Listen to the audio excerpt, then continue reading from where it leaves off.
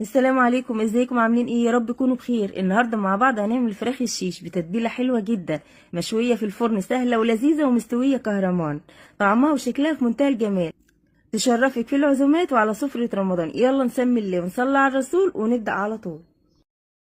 عندي فرخه وزنها كيلو 800، هقطعها شيش حوالي 22 قطعه بالشكل ده. هقطع الوراك 6 قطع، وكل جنب في الصدر هقطعه 8 قطع، وبقوا عندي بالكميه والحجم ده ما شاء الله. عملت لي كميه حلوه قوي. عليها بقى معلقتين دقيق، ربع كوبايه خل، عصير ليمونه، معلقه كبيره من السكر، ولتر من الميه. هسيبها بقى تتنقع في الميه النقعه دي لمده نص ساعه، وبعد كده هشطفها كويس قوي ونشوف الخطوه اللي بعد كده.